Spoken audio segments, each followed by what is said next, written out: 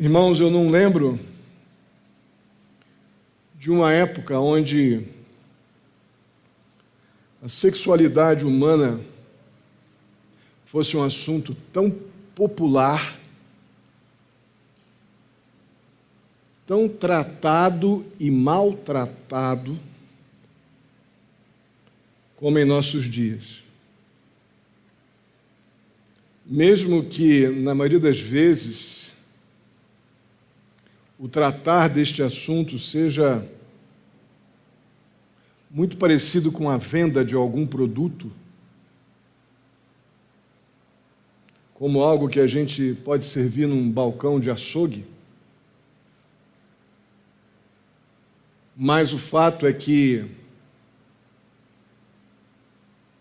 em nossos dias, está muito comum e popular, polêmico, comercial até, se tratar dessa temática, né, que é a questão da sexualidade. Mas sexualidade não é um assunto popular e muito repetido somente na nossa realidade ou na realidade do mundo que a gente vive. É muito interessante ver que o assunto sexualidade ele é muito tratado nas Escrituras. Tanto no Antigo quanto no Novo Testamento, é um assunto muito repetido, é um tema muito insistido. Embora, obviamente, a Bíblia ela vai tratar esse tema de forma bem diferente, eu diria até completamente diferente daquela que o mundo trabalha, ou essa temática é abordada de forma diferente nas Escrituras, logicamente. E só pode haver um motivo para que a Bíblia fale tanto sobre esse tema. E o motivo é que a sexualidade humana ela está intimamente relacionada com vida cristã e santidade. Esse é o motivo pelo qual a Bíblia toca tanto nesse assunto, trata tanto essa temática. E essa afirmação que a sexualidade humana está intimamente relacionada com vida cristã e santidade, ela, obviamente, ela está na contramão das coisas que nós ouvimos em nossos dias.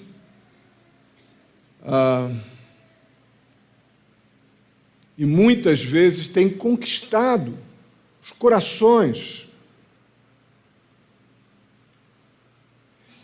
de crentes pouco envolvidos com as Escrituras, com uma vida cristã santificada.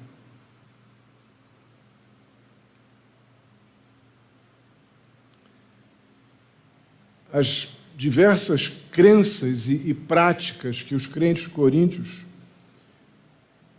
experimentavam, como nós já vimos nos capítulos 5 e 6,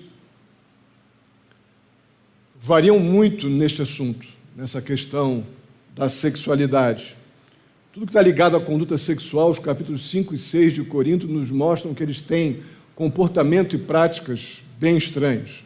Agora aqui no capítulo 7, que vamos ler, o apóstolo Paulo ele vai voltar a sua atenção para um desses grupos, dos muitos grupos que haviam na igreja de Corinto, mas esse em particular, esse grupo, que o apóstolo Paulo vai dedicar uma atenção especial nesse trecho que leremos hoje, eles buscam ou julgam que encontrarão um nível de espiritualidade superior, tratando o sexo como algo sujo, tratando a sexualidade como algo que deveria ser desprezado, represado, defendendo, então, por motivos completamente errados, o celibato. E é o que veremos nesse trecho de hoje, dos versos 1 a 7. Eu estarei lendo, você deve acompanhar na sua Bíblia. Quanto aos assuntos sobre os quais vocês escreveram, é bom que o homem não toque em mulher, mas por causa da imoralidade, cada um deve ter a sua esposa e cada mulher o seu próprio marido. O marido deve cumprir os seus deveres conjugais com a sua mulher, e da mesma forma a mulher para com o seu marido. A mulher não tem autoridade sobre o seu corpo, mas sim o marido. Da mesma forma, o marido não tem autoridade sobre o seu corpo ou sobre o seu próprio corpo, mas sim a mulher. Não se recusem um ao outro, exceto por mútuo consentimento e durante certo tempo, para se dedicarem à oração, e depois unam-se de novo, para que Satanás não os tente por não terem domínio próprio.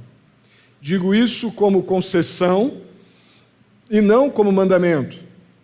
Gostaria que todos os homens fossem como eu, mas cada um tem o seu dom, o seu próprio dom da parte de Deus, um de um modo, outro de outro. Oremos. Pai Santo, muito obrigado mais uma vez por podermos guardar este tempo para refletirmos na Tua palavra. Eu peço ao Senhor, em nome de Jesus, que o Teu Santo Espírito ilumine nossas mentes e corações, para que compreendamos, ó Deus, a riqueza desse texto para a nossa vida hoje. Assim eu te peço, em nome de Jesus. Amém. Antes de dedicar a nossa atenção a algumas posições distorcidas de sexo e casamento que alguns coríntios estavam defendendo, eu quero ainda que resumidamente lembrar a importância do casamento nas Escrituras. Gênesis 2:18, ou em Gênesis 2:18, nós lemos que Deus disse o seguinte: então o Senhor Deus declarou: não é bom que o homem esteja só.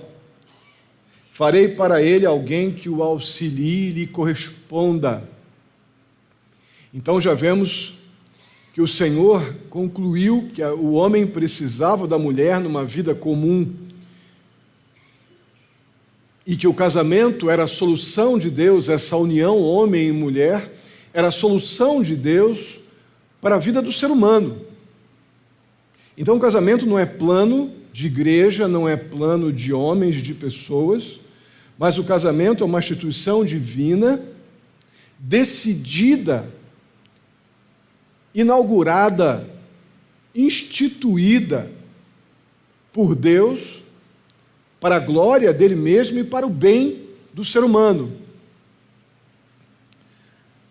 Lá em Provérbios nós vemos que Deus criou o casamento e o sexo no casamento, não só como um meio de procriação, mas Deus criou o casamento também como um meio decidido, uma providência divina, para que o ser humano, homem e mulher, pudessem se satisfazer dentro do casamento em suas sexualidades.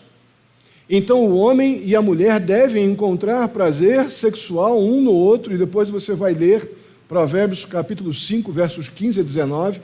Deus fez o casamento com este propósito também. E eu ficava pensando sobre a abordagem desse tema, desta forma, que pretendo continuar trabalhando aqui agora. E algumas vezes me vinha à mente um certo temor de falar, de sexo, casamento, prazer, satisfação, dentro daquilo que é perfeitamente santo e legítimo, criado por Deus para a glória dele e para o nosso bem, pensando em alguns juniores que aqui estão. E algumas vezes me questionei: será que eu devo tocar neste assunto desta forma? Aí depois, obviamente, e rapidamente veio à minha mente o que os nossos filhos juniores, pequenos, de 10, 11 anos, estão vendo e ouvindo nas escolas públicas e particulares.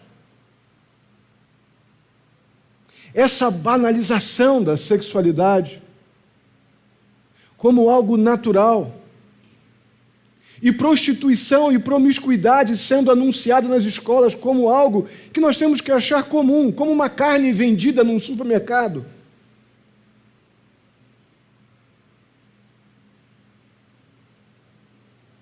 Eu, obviamente, parei e decidi, com todo o temor e reverência que este santo assunto requerem, Vamos trabalhar aqui sim, dando a versão bíblica, natural e santa para este assunto tão nobre, tão especial que Deus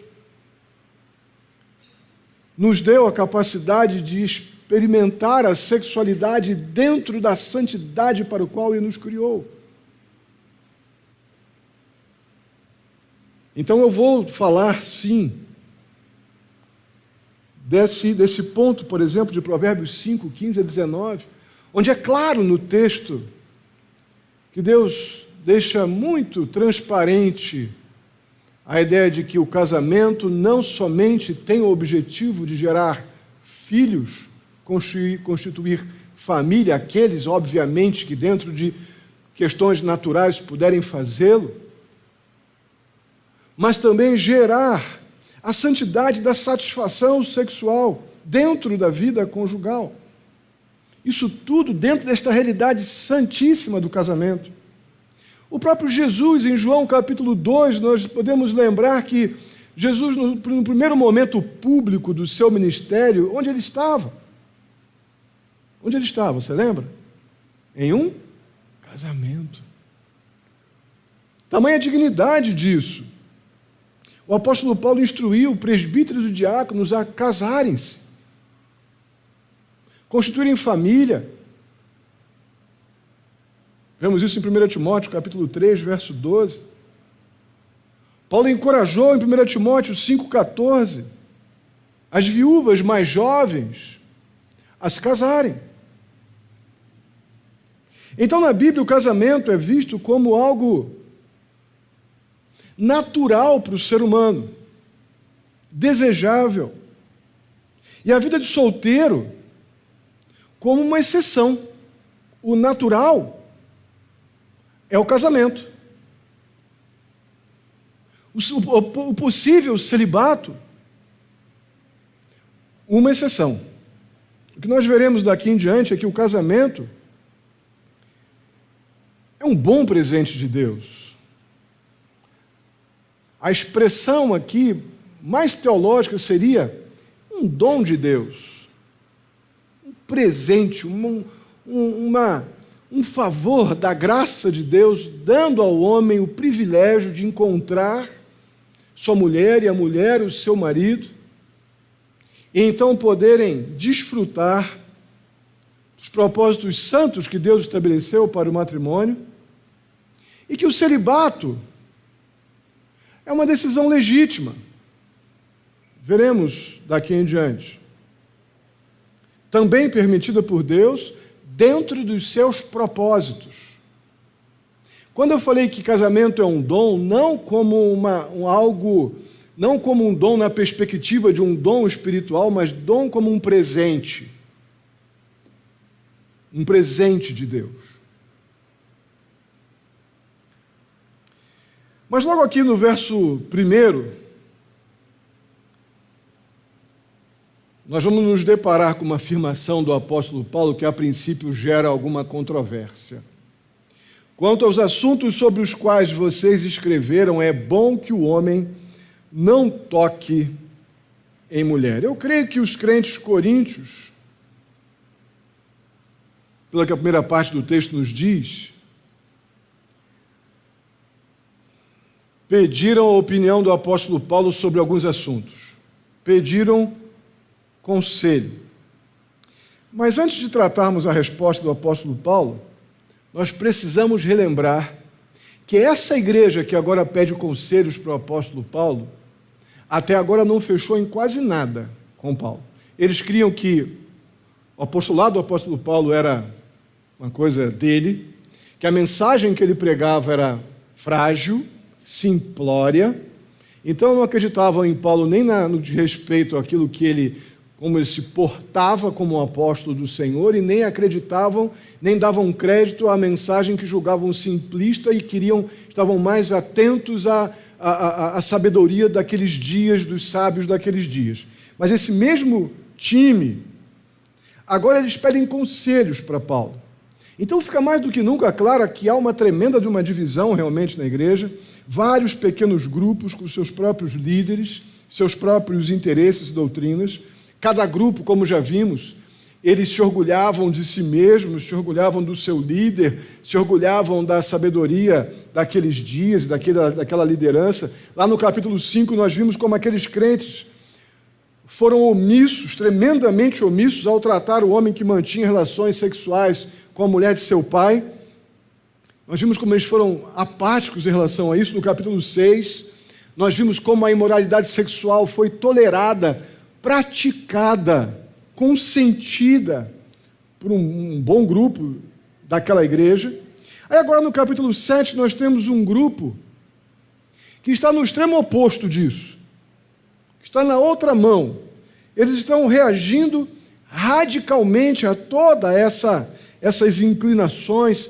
É a melhor palavra para lidar com essas inclinações dessas pessoas, desses diversos grupos na igreja de Corinto, nessa temática, é aquela palavra que nós encontramos lá na obra, quando Efésios, o apóstolo Paulo fala em Efésios, sobre a obra da carne, a obra do Espírito, fala sobre concupiscência, que essa é uma palavra que não faz parte do nosso vocabulário, mas ela quer dizer toda a inclinação natural que a gente tem para o pecado.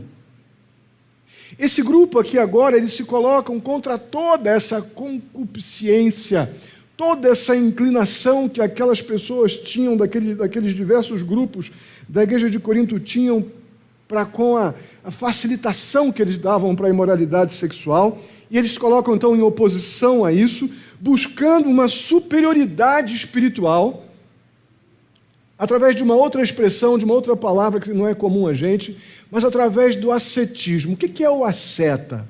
O asceta é aquela pessoa que decide na sua religiosidade subjugar tudo que for prazer humano, que ele poderia desfrutar, mas ele abandona, ele abdica de qualquer coisa que possa trazer prazer humano, para então, no seu estado de abstinência, ele poder se colocar numa posição de superioridade espiritual e até se sentir mesmo superior aos outros que não faziam como ele fazia, ou não agia como eles agiam. Essas pessoas, elas estão tão orgulhosas do seu ascetismo quanto aqueles imorais estavam orgulhosos dos seus líderes, das suas práticas imorais sendo justificadas dentro dos seus argumentos carnais, mas estavam tão orgulhosos quanto eles. E eles podiam até não concordar com o apóstolo Paulo em muitos assuntos, mas quando se tratava de abstinência sexual e permanecer solteiro, Paulo passou a interessar para eles. Porque Paulo, sem dúvida alguma, diante das suas realidades, tanto de ministério quanto, ou chamado, já é a ideia do ministério, mas quanto os seus dons e chamados, o seu apostolado e o seu chamado, diante dessas realidades, Paulo está nessa condição de solteiro, celibatário, e isso, então, tornou Paulo agora interessante, porque justificaria para eles os seus argumentos, e eles passam a querer o apoio e a opinião do apóstolo Paulo, achando que iam se dar bem com Paulo aqui. Mas essa expressão "não toque em mulher", que nós vemos aqui está verso 12, irmãos, mas é verso 1, tá? Por favor. Essa expressão "não toque mulher", ela seria melhor usada, na maioria das versões que você tem, talvez tanto na Revista Atualizada quanto na NVI, você vai encontrar uma nota de rodapé sugerindo uma melhor tradução, e de fato que a melhor expressão aí seria para esta sentença "não toque mulher", seria: é bom que o homem se abstenha de ter relações sexuais com qualquer mulher. Perceba que essa tradução mais livre, mais contextualizada, ela é mais coerente com o que nós já vimos até aqui, principalmente no capítulo 6. Mas essa frase que o apóstolo Paulo cita, "não toque em mulher", ela faz um certo sentido. Os ascetas aqui da igreja de Corinto, diante da imoralidade sexual daqueles dias, eles decidiram então que todo sexo é imoral e deve ser evitado mesmo dentro do casamento. O homem só deveria, se casado, ter relação sexual com a sua esposa para ter filhos, mais nada. Então, quando o apóstolo Paulo diz é bom que o homem não toque em mulher, ele está repetindo apenas, por isso esse texto usado aqui, essa sentença desta forma, com essa estrutura, porque esse aqui era o slogan dos ascetas. Era a frasezinha que eles usavam na camiseta. Então Paulo repete esse texto, primeiramente por esse motivo, porque era o slogan deles, e no segundo motivo, é que ele provavelmente ele concorda em parte com esta afirmação. Irmãos, quando o celibato, e lembrando que o celibato aqui é a abstenção do sexo e, obviamente, também do casamento, então, quando o celibato ele contribui, tem como objetivo e propósito uma dedicação integral, exclusiva à causa de Cristo, nós vemos que nós encontramos nas Escrituras uma descrição positiva. Observem bem, uma descrição positiva, não impositiva, para que haja um ministério eficaz. Mas uma descrição positiva. O próprio Senhor Jesus falou positivamente sobre o celibato. Nós temos aqui o texto de Mateus, no capítulo 19, versos 11 e 12, que diz assim: nem todos têm condições, isso é o Senhor Jesus falando, nem todos têm condições, repito, lembrando apenas que dentro daquela discussão de Mateus 19, sobre o divórcio, sobre estar casado, separado, casamento ou um possível novo casamento, e o apóstolo Paulo, e o Senhor Jesus diz assim: nem todos têm condições de aceitar esta palavra, somente aqueles a quem isto é dado. Alguns são eunucos porque nasceram assim, outros foram feitos assim pelos homens, outros ainda se fizeram eunucos por causa do reino dos céus. Irmãos, o celibato, então, a partir destas afirmações, ou dentro dessas afirmações, é uma decisão pessoal, exceto para aqueles que têm um impedimento físico de nascença congênito para o casamento, por questões naturais, ou impedimentos do caso de alguém ter imposto por algum tipo de violência a condição de celibatário. Caso contrário, vemos ainda que outros podem se abster do privilégio de casamento, ou do casamento, e da vida sexual, a fim de se dedicarem mais completamente ao serviço de Deus. O apóstolo Paulo é um exemplo clássico disso.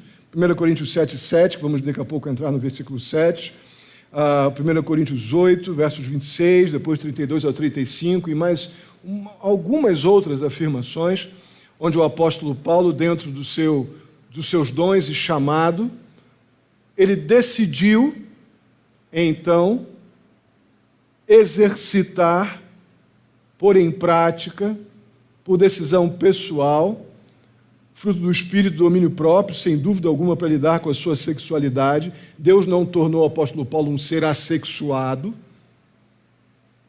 para que ele pudesse, então, diante das convicções do seu chamado e dons espirituais, desempenhar o ministério para o qual ele foi designado.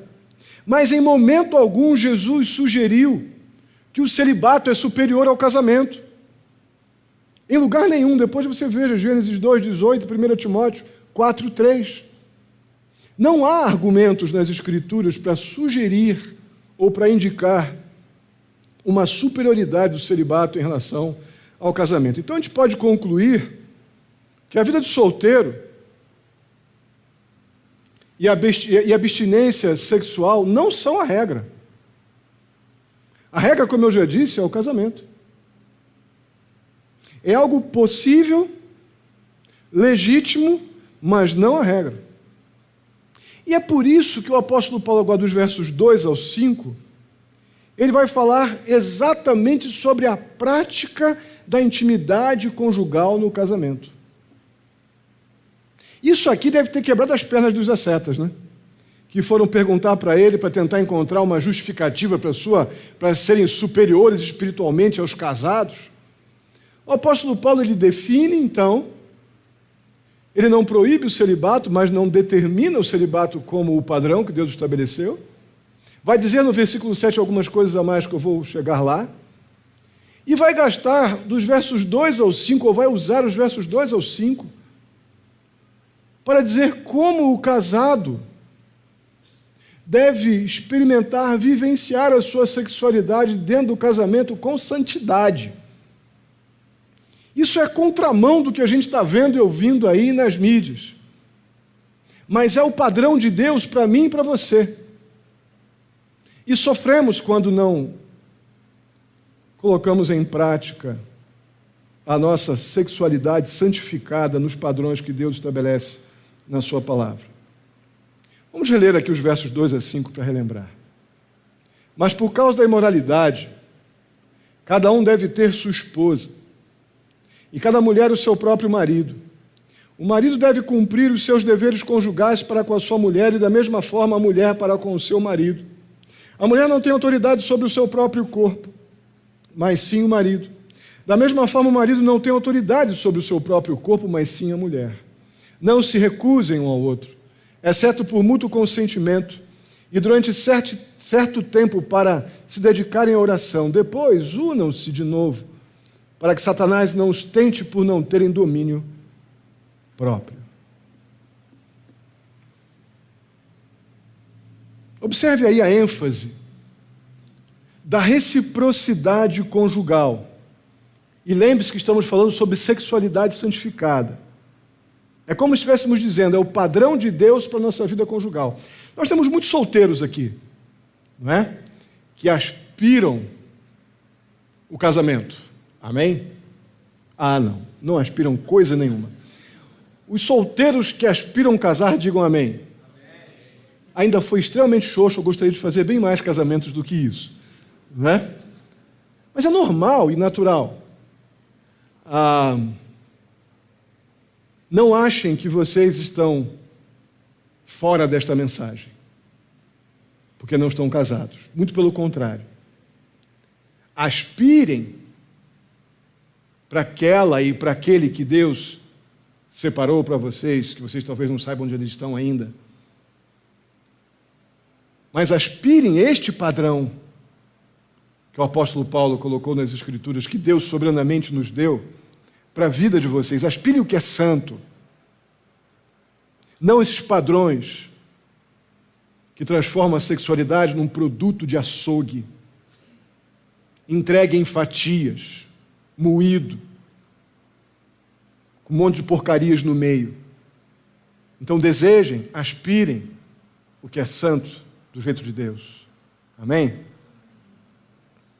Então vamos observar aqui a ênfase da reciprocidade conjugal nesses versos 2 a 5 aqui, tanto de prazer sexual como de dever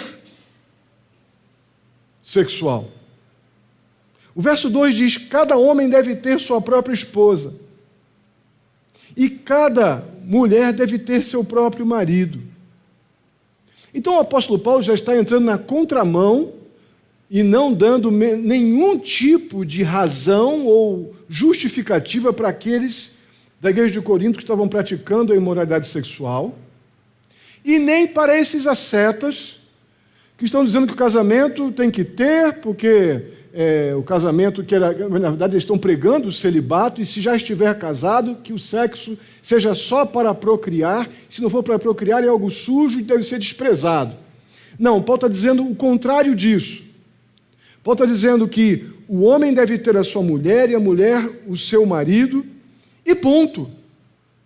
Não 1, 2 ou 3 ou mais, mas cada um deve ter o seu e cuidar para que tenha o seu. Eu não vou entrar no mérito aqui, né, da discussão de divórcio e recasamento hoje. Mas Paulo já está sugerindo o que ele está introduzindo o assunto que ele vai trabalhar um pouco mais à frente aqui em Corinto. Depois, no verso 3, diz que o marido deve satisfazer a sua esposa. e também a esposa ao seu marido. Olha o que eu disse há pouco sobre reciprocidade. Olha como estamos trabalhando aqui com a contramão do egoísmo e da satisfação independente. A sexualidade bíblica na vida conjugal é para reciprocidade.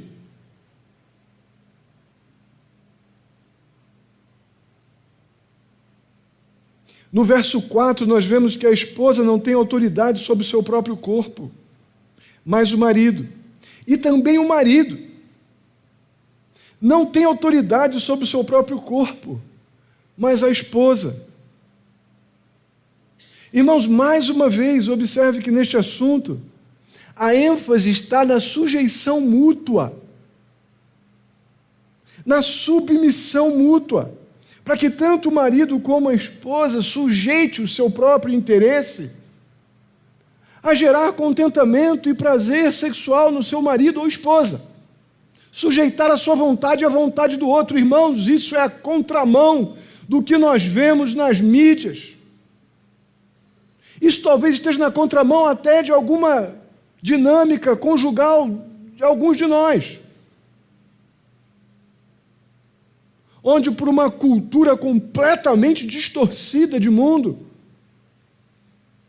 eu decido que eu tenho que ser satisfeito, ou a esposa decide que ela tem que ser satisfeita e o outro que se dane. Não é este o padrão de Deus para a vida conjugal, para a intimidade conjugal. O padrão de Deus é de sujeição mútua, buscando o interesse do outro. Antes do casamento, quando eu faço o aconselhamento pré-matrimonial, eu digo que o dever daquele noivo, daquela noiva, é trabalhar durante a sua vida para tornar o seu futuro marido, esposa, feliz. Quando eu caso para ser feliz, eu entro no sistema de mundo que prega incansavelmente de que eu tenho que ser feliz a qualquer custo. Isso, se não acontecer, eu separo e arrumo outro ou outra. E se não der certo de novo, eu separo e arrumo outro ou outra. Até que a minha satisfação, e geralmente essa satisfação, 90 e muitos por cento dos casos, lida com a questão da sexualidade, seja atendida. Mas fora dos padrões estabelecidos por Deus, é certo que a frustração virá. Porque o padrão de Deus está estabelecido naquilo que vemos no verso 4.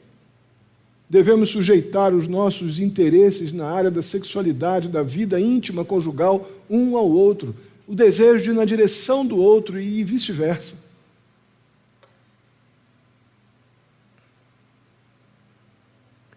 Esse padrão altíssimo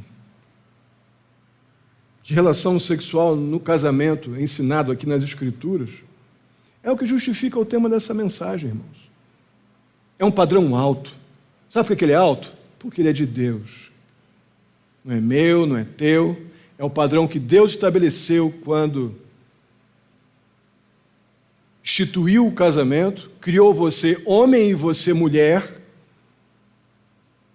com a sexualidade que Ele colocou em você para ser satisfeita com o seu marido e com a sua esposa, sujeitando o desejo sexual e a satisfação sexual à vontade do outro, para que possamos então encontrar no casamento o suprimento que Deus forneceu para o casal na sua vida conjugal. Amém? Então estamos diante, sem dúvida alguma, de princípios que poderíamos chamar de sexo conjugal cheio do Espírito Santo. Porque estamos fazendo algo que está dentro do padrão estabelecido por Deus, e só faremos isso capacitados pelo Espírito de Deus que habita em nós. Caso contrário, muito facilmente nós vamos para padrões humanos e mundanos. Uma vida sexual saudável, prazerosa e bíblica entre marido e mulher é uma libertação natural da tensão sexual e, obviamente, é absurdamente útil na prevenção da imoralidade sexual. Paulo está combatendo isso também, junto com aquela turma lá dos ascetas, porém do jeito certo. Não dizendo não faça, dizendo faça do jeito certo. Como eu disse aqui mais cedo na EBD, não adianta eu dizer que isso não pode, que não pode, só radicalizar que não pode. A palavra de Deus nos ensina coisas que nós temos que nos abster e também nos ensina aquilo que devemos fazer de forma santa, conforme a palavra do Senhor nos ensina.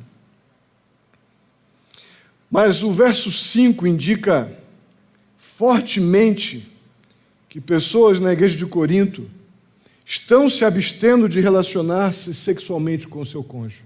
O verso 5 deixa claro: não se recusem um ao outro, ou seja, isso está acontecendo. Irmãos, mas a abstinência sexual é para ser uma exceção rara e temporária e não a norma de um relacionamento conjugal. Perceba que vemos mais uma vez que é possível. Há momentos em onde as relações sexuais, a vida conjugal, a intimidade conjugal será temporariamente interrompida. As questões cerimoniais que o apóstolo Paulo certamente está lembrando para os judeus, da questão da impureza da mulher nos seus dias, nos seus períodos, também está sendo lembrado aqui nesse contexto, já que haviam mulheres judias aqui, mas outras questões estão envolvidas. Aqui, no nosso texto, o apóstolo Paulo fala da interrupção temporária da vida sexual conjugal de um casal. Ele fala para facilitar, para criar um ambiente propício para a oração. Então, a razão deve ser óbvia dessa interrupção, principalmente para pais que têm filhos pequenos. Pais que têm filhos pequenos em casa, na hora de dormir, sem dúvida alguma, ou na hora que as crianças dormem, deve ser o único momento privado, sozinhos, de oração ou de intimidade conjugal. Porque, normalmente, criança pequena em casa não é mole, né? É aquela correria. Então, tanto para oração normal, natural, diária, quanto para o relacionamento conjugal, íntimo, as questões óbvias de interrupção também se fazem naturais, neste exemplo em particular, de crianças pequenas, quando temos ainda crianças pequenas em casa. Questões de saúde, obviamente. Mas observe que intimidade conjugal é um assunto tão importante nas Escrituras que há uma legislação rigorosa para ela. Primeiro, a decisão de se abster da intimidade sexual com o seu marido ou esposa deve ser tomada de comum acordo. É o que o texto está afirmando. Em segundo lugar, essa cessação, palavra feia, essa abstinência de relações sexuais normais deve ocorrer, obviamente, em questões de grande urgência, né, onde existem motivos, talvez, de oração mais intensa, mais repetida, mais necessária diante de alguma urgência. Não em nossas orações normais, não, eu vou orar, mulher, marido. Aí amanhã eu vou orar também. Depois da manhã eu vou orar também. Aí você já julga assim, né? Esse cara é espiritual demais, né? Não é isso que o texto está dizendo. Pelo contrário. Uma sexualidade santificada estimula a oração, não a impede. E comum ainda, conjunta. Então, aqui, este caso citado da oração é para situações que requeram uma intensificação diante dos desafios que a gente enfrenta da oração, e não das orações diárias e normais. Um terceiro critério aqui para a interrupção da vida conjugal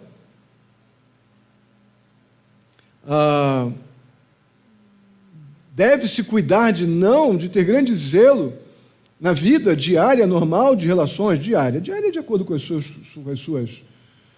suas decisões domésticas, conjugais, mas as relações sexuais normais da vida conjugal saudável e natural devem ser logo retomadas por um motivo muito simples. Todo mundo vai entender bem, para não dar lugar a Satanás.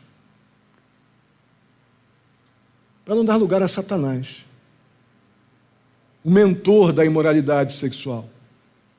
Eu acredito que uma relação sexual saudável no casamento, repito o que já disse há pouco, ela pode facilitar em muito uma vida de oração muito mais rica. Um cônjuge sexualmente frustrado e irritado não é um parceiro bom de oração. Concordam comigo?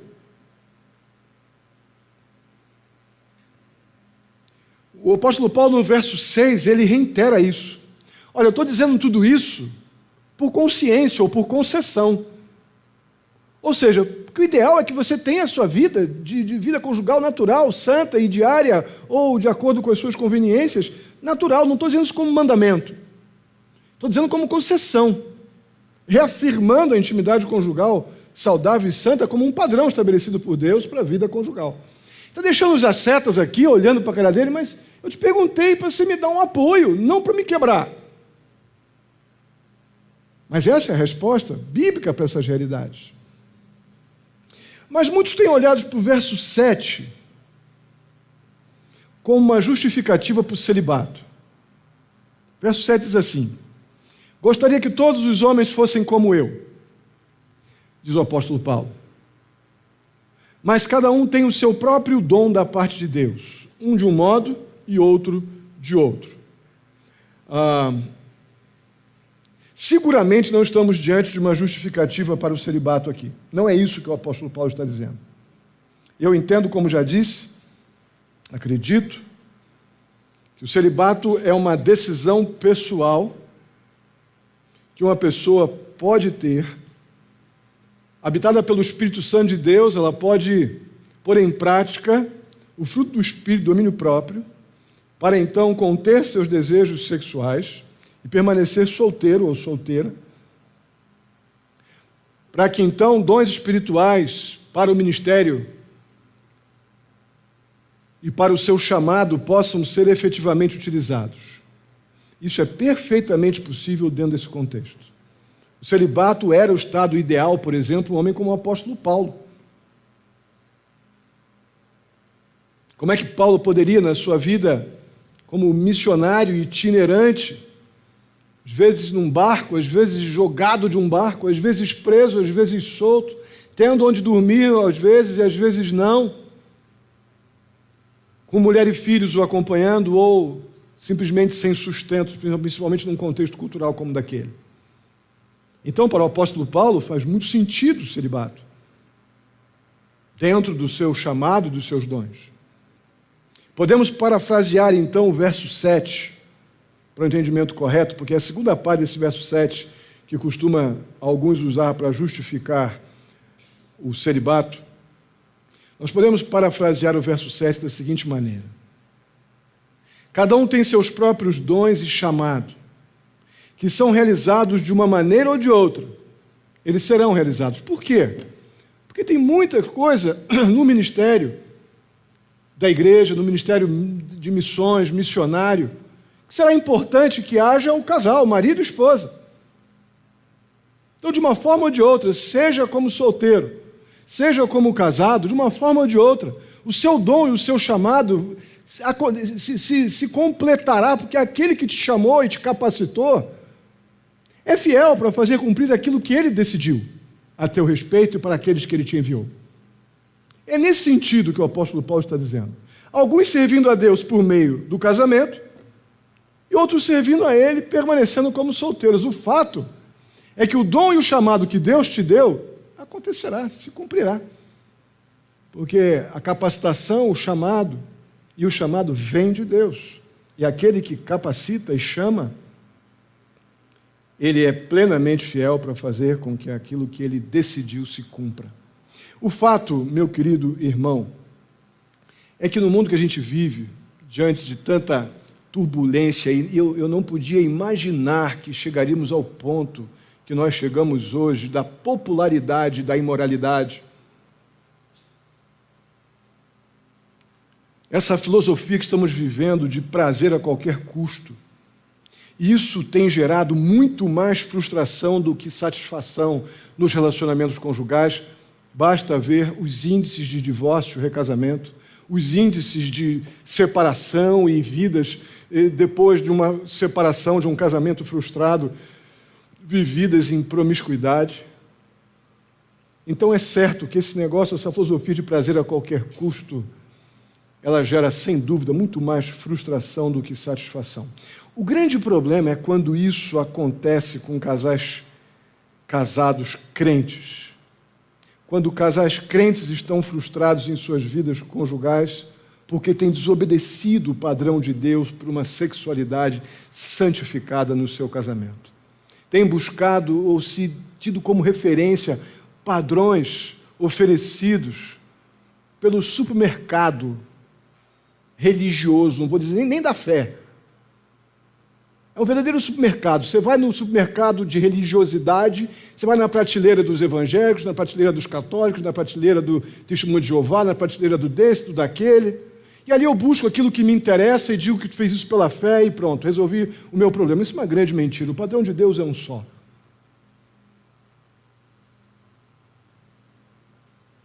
Quando crentes decidem, entram em crise na sua vida conjugal, no que diz respeito à frustração, em particular nesta questão da sexualidade, certamente tem desobedecido o padrão de Deus para uma sexualidade santificada em seu casamento. Irmão, é um fato. Sexualidade e santidade sempre estarão intimamente relacionados. A Bíblia ordena por causa do que Deus nos tornou, através da obra de Cristo Jesus na cruz em nosso favor. A Bíblia nos ordena que nós levemos a nossa sexualidade, na verdade, que nós elevemos o nosso padrão de vida, prática da convivência conjugal, da sexualidade em nossa prática conjugal, da sexualidade. Deus ordena que elevemos o padrão disso para o ponto, para o padrão que Deus estabeleceu na sua palavra. Assim nós vamos tornar, sem dúvida alguma, a nossa intimidade conjugal no casamento algo que revela a glória de Deus e promove naturalmente o nosso bem. Muitos casamentos têm entrado em falência porque têm abdicado dos padrões de Deus em muitas áreas, inclusive essa, tão importante e tão massacrada na nossa cultura. E digo mais, massacrada até mesmo em muitos ambientes que se identificam como evangélicos. Vamos ficar de pé, vamos orar por isso. Vamos pedir a Deus que primeiro nos traga compreensão, caso não estejamos experimentando este padrão de sexualidade santificada no nosso casamento. Eu creio que será a hora de confessar pecado. Pecado contra a tua esposa, pecado contra teu marido. Pecado contra Deus, por não estar se sujeitando a um padrão que Deus estabeleceu, para a glória dele e para o nosso bem. Depois tomando a decisão no seu coração de fazer então as coisas do jeito do Senhor e não do teu. E a terceira, sem dúvida, é desfrutar das bênçãos que Deus tem reservada para aqueles que lhe obedecem. Amém? Oremos. Santo e amado Deus, glorificado seja o teu nome. Obrigado, ó Pai, por poder tratar este assunto tão digno, tão santo, que tem sido tripudiado, estragado, machucado, banalizado pela sociedade que a gente vive. Mas nós podemos deixar de lado tudo isso e olhar, ó Deus, para a vida conjugal, para a sexualidade dentro do casamento como algo santíssimo, algo que está debaixo de padrões especiais que o Senhor colocou para que o seu nome seja honrado na nossa vida, na nossa intimidade conjugal. E para que possamos, ó Deus, vencer, ó Pai, os muitos desafios que o mundo está aí oferecendo, ó Pai, promovendo todo tipo de moralidade, mas nós temos a Tua resposta para isso. A Tua resposta, ó Pai, é sexualidade santificada. A Sua resposta, ó Deus, é elevarmos o nosso convívio conjugal, familiar, na área da sexualidade para um padrão muito elevado e possível, que é o Teu jeito de fazer as coisas. Eu peço em nome de Jesus, se há alguém aqui, ó Pai, sofrendo familiarmente ou conjugalmente, porque está andando na direção errada, eu peço em nome de Jesus que haja arrependimento, que haja confissão de pecados, que haja, ó Pai, a decisão de andarem de maneira diferente e que possam encontrar, ó Deus, no Teu padrão, no jeito santo Teu, ó Pai, de nos dar a sexualidade para desfrutarmos dentro da nossa vida como maridos e esposas, possamos desfrutar, ó Deus, da Tua provisão, da satisfação que vem do alto, do contentamento que vem do Senhor, e assim estarmos, ó Pai, aptos para uma vida conjugal saudável, para um testemunho, ó Deus, para os outros que estão vindo depois de nós, nossos filhos, as pessoas que nos cercam, nossa igreja. Ó Deus querido, ajuda-nos a crescer nisso. Que essa compreensão da sexualidade santificada nos acompanhe em cada decisão, em cada desafio, em cada tentação, que remova de nós, ó Deus, a beleza e a santidade da sexualidade, seja para os solteiros aqui, seja para os já casados, ó Pai, que este padrão de que sexualidade é algo que Deus nos deu e para ser desfrutado santamente, que seja, ó Deus, a cerca de proteção que nos impede, ó Deus, de ir numa direção contrária àquela que o Senhor estabeleceu para nós. Assim eu te peço, por cada adolescente, jovem aqui nesta noite, por cada família, cada casado, maridos e esposas, dá-nos a compreensão, ó Deus, que podemos ser melhores para nossas esposas e maridos também nesta área, tão importante em nossas vidas, tão importante para o Senhor. Assim eu te peço, ó Pai, muito agradecido por esta tarde, por esta noite, que o Senhor nos deu juntos aqui em Teu nome. Leva-nos em paz para os nossos lares, nos dá direção em tudo que vamos fazer nesta semana, nos capacita, nos ensina, que possamos estar submetendo a nossa vontade à Tua vontade, em tudo o que fazemos, falamos e pensamos. Assim eu te peço, agradecido, no nome santo de Jesus, que a graça do nosso Senhor e Salvador Jesus Cristo, o amor de Deus, nosso amado Pai, a comunhão e a consolação do Espírito Santo esteja sobre a vida de cada um de vós, queridos e amados irmãos, hoje e até a vinda do nosso Senhor Jesus Cristo. Amém e amém. Que Deus abençoe e podem sentar. Tenha o seu tempo de oração.